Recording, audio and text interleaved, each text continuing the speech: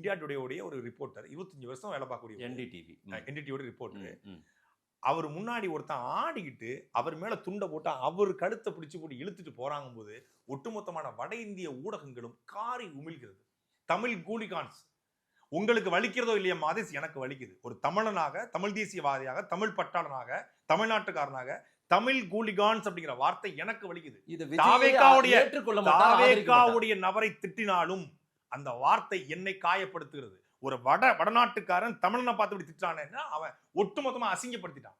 ஒரு என்டிடிவி முன்னாடி ஒட்டுமொத்த இந்தியா முழுக்க பார்க்கும்போது சி இது ஒரு கூட்டமாடா, இது ஒரு காலிப்பைய கூட்டமாடான்னு நம்ம சொல்றான். அவ காரி உமிழ்கிறான். அந்த பதிவுகளை பார்த்தீங்களா இல்லையா? நீங்க ஒரு நெறியாளராக, ஒரு தமிழனாக உங்களுக்கு வலிச்சதுன்னா நீங்க உண்மையிலேயே சரியான ஜனநாயகவாதி. நாம என்ன சொல்றோம், அரசியல் பண்பட்ட அரசியலை பண்றோம்.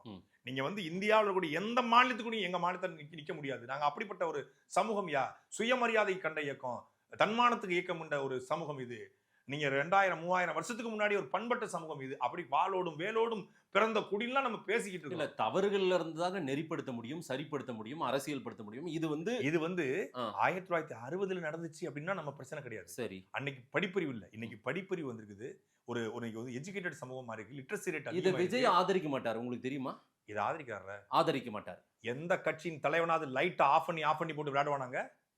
எந்த கட்சி தலைவன் விளையாடுவான்? உங்களுக்கு லைட் ஆஃப் பண்ணி போட்டு கிறுக்கு பையன் மாதிரி ஒரு சைக்கோத்தனமா பண்ணிட்டு உட்கார்ந்திருக்காரு அவரு.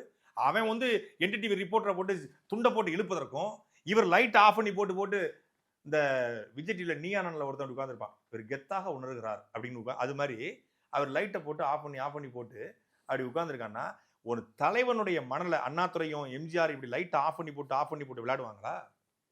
இது ஒரு தலைவனுக்கான அழகா?